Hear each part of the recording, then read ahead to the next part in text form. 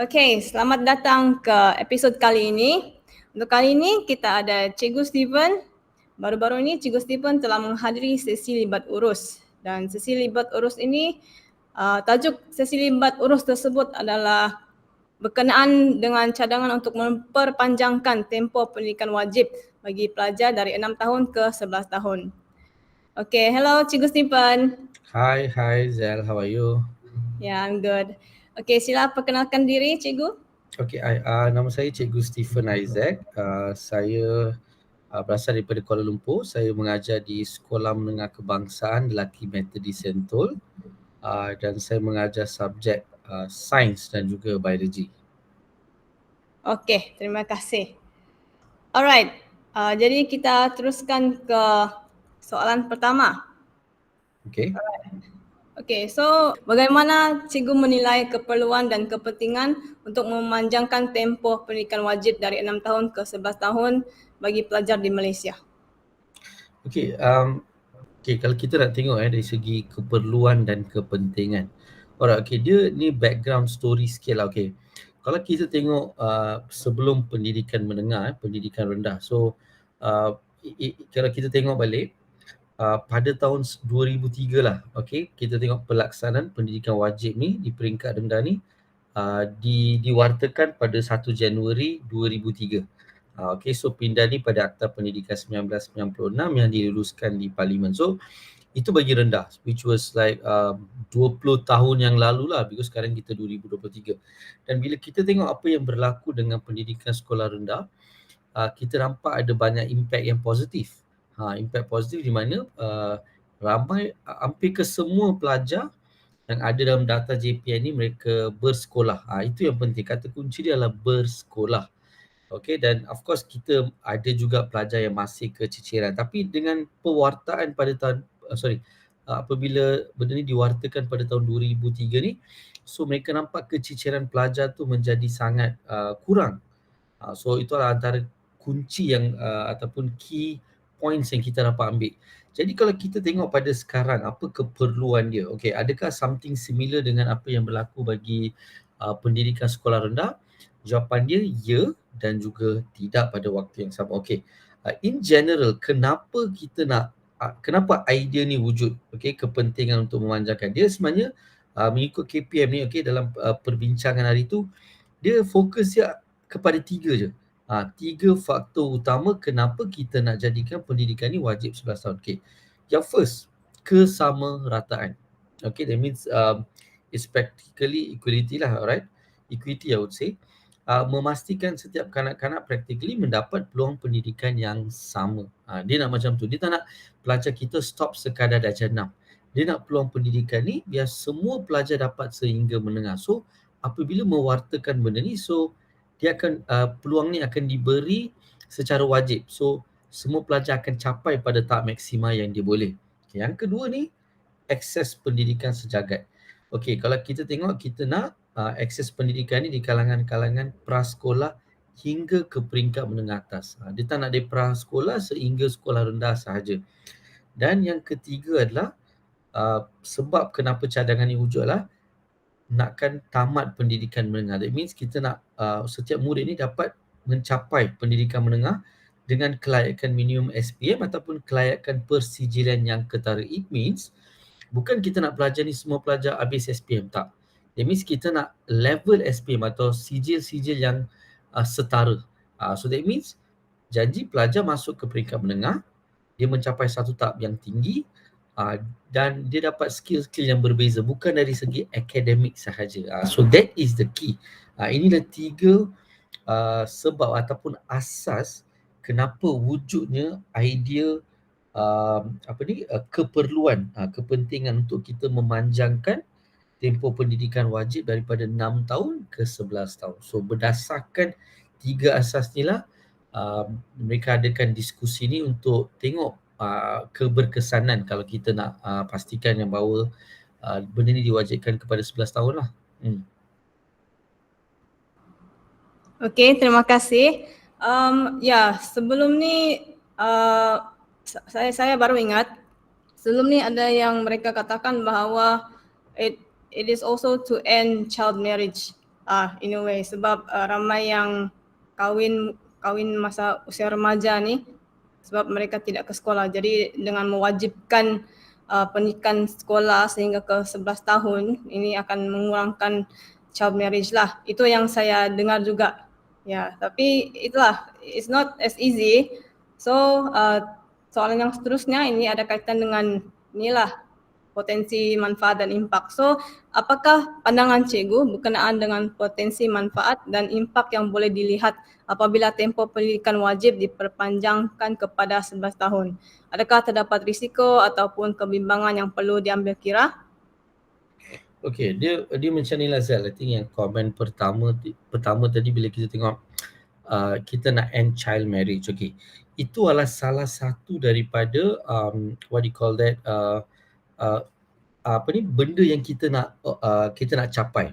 It is not the main thing, tapi adalah salah satu. Of course, betul. Kalau kita tengok pada data, benda ni sebenarnya kalau sesiapa cek pada website KPM pun mereka akan dapat data ni. Contoh kalau kita tengok, bilangan sekolah rendah ni it's around 7.7k. This is until Julai 2020 dan jumlah sekolah menengah adalah 2.4k. Kalau kita tengok it's like perbezaan dia 5,000 sekolah rendah adalah lebih banyak. Lepas tu kalau kita tengok murid sekolah rendah pula it's around 2.74 million. 2.74 juta. Tapi kalau sekolah menengah 2.03 juta. That means perbezaan yang wujud adalah 700,000 murid yang daripada sekolah menengah tak sampai ke sekolah rendah yang tak sampai ke sekolah menengah. So ini adalah antara sebab, okay, one of the reasons, bukan main, yang menjadikan child marriages happen because kids diorang tak melanjutkan pelajaran mereka. So one of the ways kalau pelajar stay di sekolah menengah, habiskan sampai sekolah menengah, one of the way, yes, kita dapat end child marriages. Kalau bukan end, at least kita dapat kurangkan with a very big significant. Itu adalah salah satu kepentingan jugalah. Alright, and of course kalau kita tengok as a overall apa kesan-kesan lain. Okay, so saya share dari segi implikasi. Kalau kita tengok pada sesi tersebut, kita dapat tengok ada banyak kumpulan daripada pelbagai stakeholders, pemegang taruh, dan setiap kumpulan ini diberikan task yang berbeza. Jadi bagi kumpulan saya implikasi. Okay, so kalau kita tengok, sometimes orang tengok benda ni senang, kita nak jadikan pendidikan wajib 11 tahun je senang je kan, like just wartakan, but sebenarnya ada banyak implikasi dan it will take some time sebenarnya kalau kita nak jadikan benda ni to be like what do you call this, jadi sebagai satu dasar. Okay, let me just give you all 3 point lah. Okay, daripada banyak point, I just want to highlight 3 point yang sangat penting. Okay, yang pertama kalau kita tengok kesediaan sekolah itu sendiri dari segi facility. Now, kalau kita nak tengok, kalau kita nak cater 700,000 murid, kita tengok 700,000 murid ni data daripada tahun 2020. So bagaimana 700,000 murid ni, adakah mereka boleh terus kalau diwartakan sebagai wajib, mereka akan just rush into schools? So sekarang yang pertama, adakah sekolah bersedia untuk menerima 700,000 pelajar ni secara mendadak pada waktu yang sama? Itu yang pertama. So if you look at kesediaan sekolah, so facilities, adakah kita mempunyai facilities untuk menerima pelajar-pelajar ni? Yang kedua, adakah ia melibatkan semua sekolah di Malaysia? Kita lebih kurang 10,000 sekolah plus. 7,000 plus kalau menengah saja. So adakah ia akan melibatkan semua 7,000 sekolah? Ataupun kita akan handpick, 30% daripada 7,000 sekolah ni, mereka yang akan bertanggungjawab untuk menerima. So how is this mechanism? Itu yang pertama, kesediaan sekolah. Jadi nak persediakan sekolah ni, kita kena tengok dari segi facilities. Lagi contoh, jumlah bilik darjah adakah mencukupi? Jumlah facilities, kantin, tandas, bilik guru. Bila murid bertambah, guru pun akan bertambah. So facility ni bukan hanya facility murid, tapi facility bagi guru-guru juga. So itu adalah implikasi yang pertama kita nak tengok dari segi kesediaan sekolah. Dan dalam perbincangan tu juga dikatakan like kalau kita melibatkan facility, ia melibatkan kewangan. So bila melibatkan kewangan, adakah peruntukan ni akan diturunkan kepada KPM untuk melaksanakan penambahbaikan dari segi fasiliti dan sebagainya. So this is one of the core issues. So kalau bersetuju, kita kena pastikan all these facilities are in place. Kalau tak ada, then it becomes a problem. Good policy, but the implementation akan menjadi masalah because kesediaan sekolah tak ada. So itu adalah isu yang pertama. Dan yang kedua, kalau kita tengok, kalau tiada peruntukan, adakah kita nak encourage sekolah-sekolah ni, okay, jadikan dua sesi. Kalau kita tengok, memang asrat dari segi, kalau kita tengok asrat dia, memang KPM nak sekolah menjadi satu sesi. So if we go back to dua sesi, untuk, not all the schools, mungkin ada segolongan sekolah, kalau kita nak capture all this student yang 700,000 ni. Okay, by the way, sepanjang sesi ni I will use the 700,000 sebagai satu penanda aras because this is the data KPM terakhir yang kita ada pada tahun 2020. So we'll use the 700k students. Okay, it's a good average to use based on data from KPM itself. So okay, kalau 700 student dah masuk, adakah kita akan jadikan sebahagian sekolah kembali kepada dua sesi kerana tak ada facility? So kalau kita tengok, kalau sekolah kembali pada dua sesi, kita kena tengok juga waktu pengajaran akan berkurang. Jadi kalau sekolah yang perform sebagai contoh, mungkin mereka akan balik pada 2.30, pukul 3. Jadi kalau kita jadikan sekolah dua sesi pula, masa kena dikurangkan. So will the quality of those content from all the subject, adakah pelajar-pelajar akan dapat sama dua sesi dengan satu sesi if we choose nak pergi ke dua sesi? So ini adalah salah satu isu lain yang timbul. So we have to decide. So kementerian kena decide facility macam mana yang kita nak go forward. Adakah kita nak membina facility ni, kita akan handpick schools throughout the country, ataupun kita juga nak decide, okay, adakah beberapa sekolah ni kita nak jadikan sebagai dua sesi. So these are the dynamics yang perlu ada kajian menyeluruh dari ground. Apa kata sekolah, apa kata guru, apa kata ibu bapa berkaitan cadangan-cadangan ini. Okay, so itu adalah implikasi yang pertama. Okay, yang kedua, implikasi kewangan kepada keluarga tu. Kalau kita tengok, okay, maybe this is relatable kepada keluarga B40 di seluruh negara. Parents dah happy, murid keluar pada jana, sekarang mereka tak ada kemampuan untuk hantar anak tu pergi ke sekolah menengah for the next 5 years. Mungkin orang akan tengok, pendidikan percuma, tak payah bayar yuran tu dah, but it's just like satu mask. But nak hantar anak pergi ke sekolah, masih kena beli pakaian dia, ada juga buku-buku kita kena beli, dari segi duit saku dia setiap hari. So ini adalah implikasi kewangan kepada keluarga. Jadi kalau kementerian bercadang untuk menjadikannya wajib, kita kena cari satu mekanisme di mana bagi keluarga-keluarga yang dalam golongan yang tidak dapat hantar anak kerana kekangan kewangan, kita kena cari satu penyelesaian di mana kita perlu beri bantuan kewangan. So bantuan kewangan ni akan menjadikan di mana kekangan untuk murid datang ke sekolah tiada lagi. So there cannot be a reason. Contoh, okay, anak saya tak dapat pergi ke sekolah kerana saya tak dapat beri wang saku. So that means dari segi wang saku tu kita kena settlekan bagi murid-murid ni. Lepas tu, saya tak dapat anak kerana saya tak dapat bantuan, saya tak ada bantuan nak beli beg, pakaian. So benda-benda ni pun, adakah kementerian akan memberi bantuan kewangan supaya dapat settlekan? It's not for all, but for those family yang betul-betul perlukan. So kita kena tengok daripada aspek kewangan, bukan jadi kementerian, daripada murid-murid yang akan masuk kepada sekolah menengah. So that is the second issue yang perlu ada mekanismenya. Okay. Dan yang ketiga, alright, mekanisme dia adalah, implikasi dia adalah minat murid. Sebab memang ada some of the group, they did share some data, authentic one, showing that some of the kids, mereka tak nak teruskan pembelajaran kerana jenis pembelajaran yang terlalu akademik. Contoh, mungkin seorang pelajar tu bapa dia adalah seorang mekanik sebagai contoh. So persoalannya, kenapa anak saya perlu pergi ke sekolah dan mendapatkan sijil SPM sedangkan dia boleh belajar di bawah saya untuk membaiki motor, membaiki kereta? You see, it's a very valid question. Sebab parents, they want their kids to make money, to support the family at the same time. Adakah pergi ke sekolah dapat settlekan benda tu? Sebab sekolah has been a very academic centered thing. Kita tahu benda ni bukan daripada kementerian. Kementerian has really say that we want our kids pembelajaran dia ataupun tuberseran dia holistik dari segi rohani, akademik, sukan dan sebagainya. Tapi there is a mindset di mana bila suruh pelajar habis sampai tingkatan 5, artinya kita nakkan dia dapat sijil SPM. Sijil SPM artinya kita nak anak-anak murid kita excel dari segi akademik. So bila perspektif ni wujud, ada murid yang mungkin tak rasa ada kepentingan dia nak pergi ke sekolah menengah. Better dia berada di rumah ataupun dia boleh buat kerja sendiri.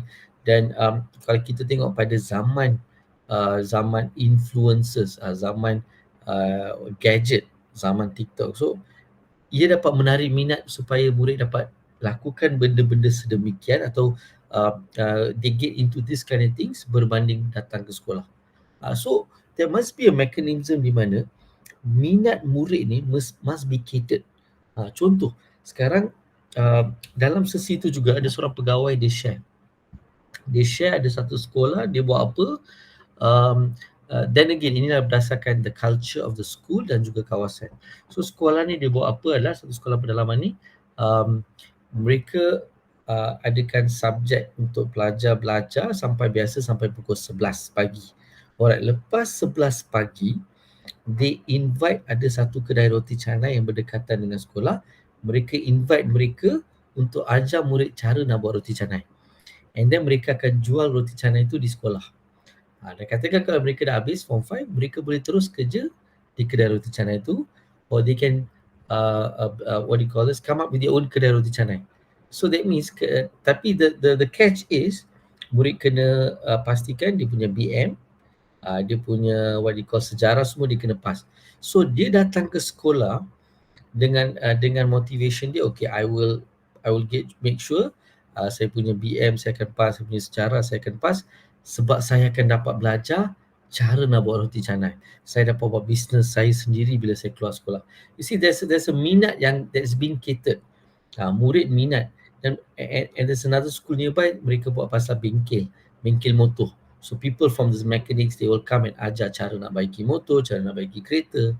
So murid bila keluar, dia sudah ada skill ni untuk satu, dia boleh join ataupun dia boleh membuka sendiri kedainya. So these are the types of skills yang boleh attract students. So ini adalah dua contoh saja skill dia, iaitu dari segi buat roti canai dan juga workshop lah, kereta, motor dan sebagainya. But the reason benda ni berjaya pada sekolah tu adalah kerana mereka telah kenal pasti apakah kekurangan dan minat murid, dan dengan the help of parents and teachers and the school head, pengetua sekolah pun supporting, because they understand what is the meaning of education. Apa maksud pendidikan? Pendidikan adalah supaya murid bila habis tamat dari sekolah dia menjadi seorang manusia. Dia telah dilengkapi dengan skill-skill yang boleh membuatkan dia survive. Dia dapat bekerja sendiri, dapat duit, dapat survive. So that is the main thing. Jadi sekarang kalau kita tengok pendidikan yang sedia ada, the perspective, saya kena excel academically, tapi minat saya macam mana? So di sini I think kementerian ni must also think that kita jadikan satu dah satu wajib, okay, pelajar kena. Tapi adakah selain daripada segi kewangan dan segi fasiliti, yang ketiga ni minat murid, are we catering that? So ini adalah salah satu implikasi yang kita kena tengok. Kalau murid, betul kita nak murid habiskan sampai wajib persekolahan 11 tahun. So daripada banyak-banyak, I just highlight these three things. And adding on like what Zel, you yourself said, untuk end child marriage, and those are all the other things added on. Tapi daripada like from my kumpulan, so I would say these are the three important things, implikasi ataupun yang kita kena tengok sebelum ia menjadi dasar di mana kita wajibkan kepada 11 tahun. Okay, baik. So cikgu telah explain dari segi 3 implikasi lah, iaitu kesediaan sekolah, maksudnya fasiliti, lepas tu dari segi kewangan keluarga dan juga minat murid. Jadi dalam menyokong pelaksanaan ini, apa peranan guru dan bagaimana guru dan pendidik boleh bantu dalam usaha ini? Okay, kalau kita tengok, alright, okay, peranan guru, okay, dan juga pendidik lah, okay. Nombor satu adalah I believe is a change in mindset lah dari segi pemikiran. Sebab saya rasa bila cikgu berada dalam satu sistem yang kita dah biasa, so kita menjadi complacent, okay? Kita menjadi terbiasa. So bila suatu perubahan tu berlaku, kita akan tengok itu sebagai satu beban.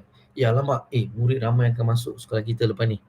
Macam mana saya nak habiskan syllabus, macam mana saya nak uruskan ni, so a lot of thoughts.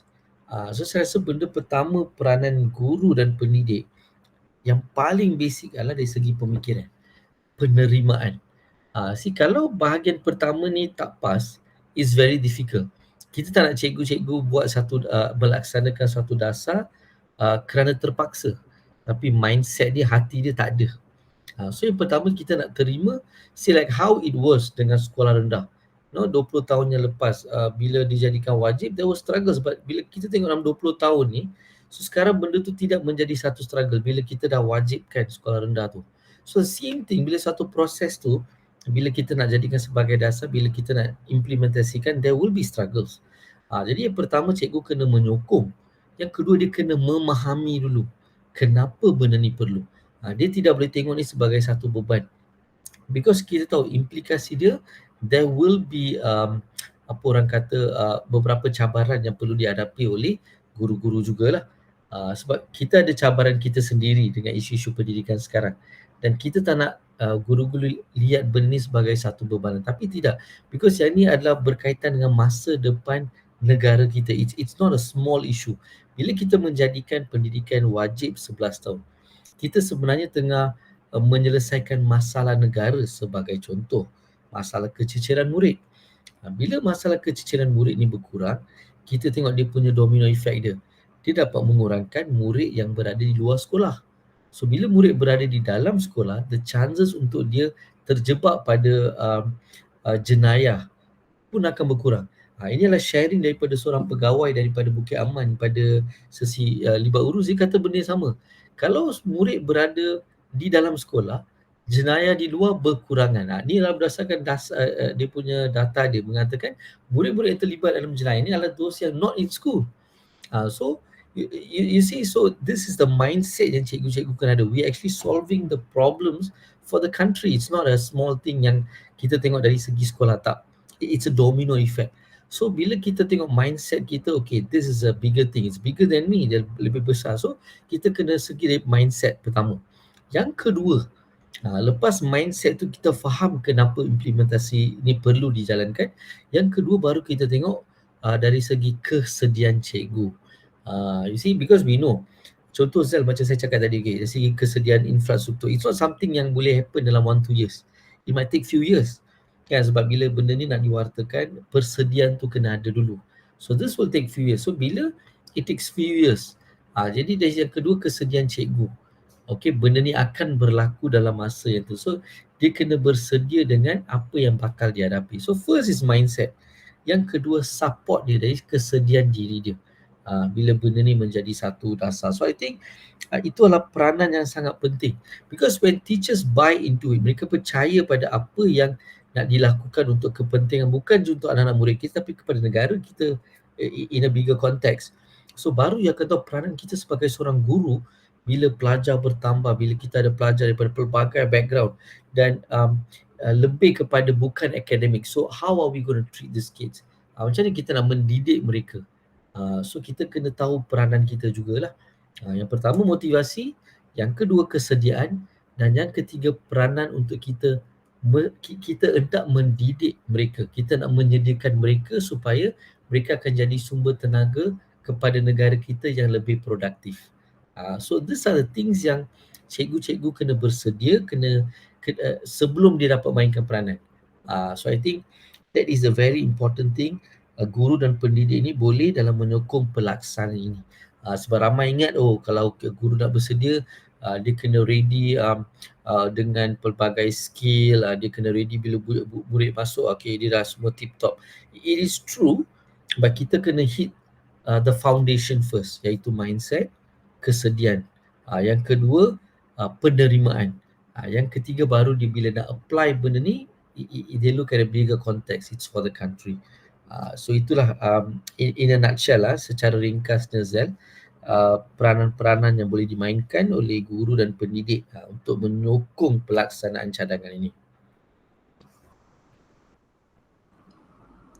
Ya, setuju. Macam apa yang cikgu cakap tadi, macam kesediaan cikgu tu, dia akan berkait kembali kepada minat murid, iaitu poin ketiga dari soalan yang awal tadi. Ya, so that apabila guru-guru sudah bersedia, barulah akan ada perubahan dari segi macam mana jenis pengajaran dan pembelajaran yang kita akan buat dalam kelas atau di luar kelas, dan juga supaya kita tidak terlalu akademik. Ya, dan itu berkaitanlah dengan mindset guru. Sebab kalau mindset guru ni asyik-asyik akademik sahaja, maka minat murid tu mungkin akan larilah. Ya. Okay. So, soalan yang seterusnya, adakah terdapat penambahbaikan yang perlu dilakukan dalam sistem pendidikan untuk menghadapi cabaran memperpanjangkan tempoh pendidikan wajib? Okay Zal, kalau kita tengok dari segi penambahbaikan, okay, apa yang saya share tadi is also part of penambahbaikan, tapi secara keseluruhan, okay, apakah jenis penambahbaikan yang kita perlu lakukan, okay, untuk menghadapi cabaran? Because bila kita nak buat satu dasar ni, kita I rasa cara dasar tu diturunkan sangat penting. Cara dasar tu what do you call this, sebelum diimplementasikan, it must have a soft landing. We have seen the history. Okay, ada beberapa dasar yang sangat baik oleh kementerian, but the landing was a hard landing. Dia punya kata landing dia terlalu kasar. So cikgu-cikgu ataupun even ibu bapa, mereka penerimaan mereka adalah like tidak dapat terima. Mereka tengok dia sebagai satu beban. Mereka tengok tu sebagai a total paradigm change in a second. So cara penambahbaikan ni, bila kita tengok pada semua yang dikatakan tadi, cara mereka nak implementasikannya mestilah secara slowly, one step at a time, supaya bila implementasi tu berjalan ataupun diturunkan 100%, it must have a soft landing. Saya rasa itu antara penambahbaikan yang penting. Contoh, kita cerita tadi dari segi infrastruktur. So kalau kita nak dasar tu dilaksanakan 5 years from now, so dalam 5 tahun tu sekolah-sekolah tu dah tahu dah, okey, inilah sekolah-sekolah di mana kita akan menerima pelajar-pelajar. So dalam 5 tahun tu sekolah tu dah bersedia, okey, kita dah siap infrastruktur, kita dah sediakan kerusi, meja, bilik guru, kantin dah dibesarkan dan sebagainya. So that few years adalah soft landing dia. Okay, guru dah mula menerima, guru dah mula terima penerimaan tu, ibu bapa dah mula terima. That means the society surrounding those schools dah menerima pembaruan ni akan berlaku dalam masa 5 tahun. So bila berlaku, it's not all of a sudden. That is important. Kita tak nak okay dalam setahun tiba-tiba okay sekolah tu kena ada all those changes. So that 1 year mungkin tak cukup untuk sekolah tu sediakan semua ni. So bila benda tu jadi diimplementasikan, so guru-guru, ibu bapa, they will see it's like a burden. Ni apa ni, dasar ni menjadi satu bebanan. Kita masih tak cukup dengan facility ni. Kita dari segi mindset kita tak ready lagi. So the keyword is soft landing. Kalau penambahbaikan sih, dasar baik sangat. Kita nampak tujuan dasar tu, we see the core reason kenapa dasar ni nak diimplementasikan is beautiful, it's good, it's not only good for the schools tapi untuk negara kita. But kita nak penambahbaikan ni dilakukan dengan cara yang berperingkat, one step at a time, supaya bila diimplementasikan everything is ready. I feel that is very important. So penambahbaikan yang diceritakan dalam poin-poin sebelum ni mestilah bersedia. It must apa orang kata, kena rantes dulu. Kita tengok lepas benda tu dah ada. Kita tengok dulu, kita kena buat satu survey, kita kena jalankan dulu supaya kita dapat data ni. Bila data menyokong, and then barulah kita jalankan implementasi. It might take a bit longer, but it is good if it takes longer tapi kita ada data-data yang menyokong, facility yang menyokong, kesediaan murid, ibu bapa, sekolah, guru menyokong. So bila all of this is in place, so bila dasar tu diimplementasikan, everyone goes with the flow. Then they slowly, so cabaran-cabaran yang bakal kita hadapi pun akan dapat diatasi secara bersama, because it has been prepared. Cikgu-cikgu semua dah ready dengan cabaran yang bakal ada. Mindset tu dah ready. So I think that is very important lah Zal. Penambahbaikan tu kita dah cerita tadi, tapi cara penambahbaikan tu disediakan secara berperingkat, efisien dan maklumat yang sampai kepada masyarakat. Kenapa kita nak buat sedemikian? So benda tu dah kena ada disemai terlebih dahulu. Then bila semua ni dah ada, I think the implementation it would not be a problem. Okay, saya baru teringat satu lagi isu, iaitu soft landing kan. So mungkin soft landing ni juga merangkumi posting guru baru sebab kita perlukan ramai tenaga guru. So, Yeah, I mean absolutely. Ya. Yeah, setuju Zal. Sebab macam kita tengok tadi, lagi satu lagi isu adalah dari segi sumber tenaga. Bila murid bertambah, guru akan bertambah. So this is like a domino effect lah. So apa peranan universiti pula? Dia kena ini kalau benda ni kita nak implementasikan 5, 6 atau 7 tahun dari sekarang. So benda ni akan efek pada universiti, maktab perguruan. Because sebab kita nak increase, menambahkan jumlah guru yang sudah bersedia dengan perubahan tu juga. So yang tu pun kita kena lihat jugalah. So it's not like macam saya cakap tadi, it's a bigger picture. Ni adalah untuk negara. So bila kita tengok untuk negara, ia tidak hanya melibatkan sekolah dan KPM.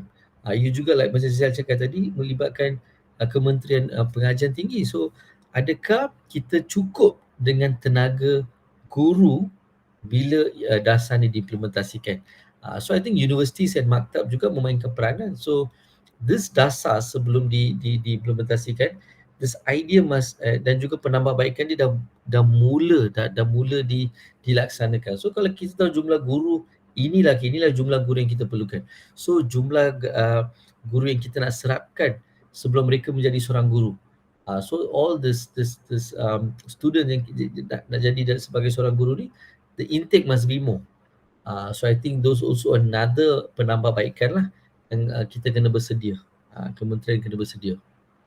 Ya, betul. Jadi saya lihat dari poin-poin yang cikgu sudah bincangkan tadi, iaitu yang melibatkan banyak sektor, bukan KPM saja tapi juga KPT dan juga Kementerian Kewangan. Sebab macam cikgu cakap tadi, kesediaan sekolah dari segi fasiliti. Sebab fasiliti ni perlukan peruntukan, duit, dan peruntukan selalunya diturunkan dari Kementerian Kewangan. So rasanya it's all interrelated lah, dan sebenarnya memang banyak pihak perlu bekerjasama lah untuk merealisasikan cadangan ini, iaitu pembelajaran pendidikan wajib 6 tahun sehingga ke 11 tahun.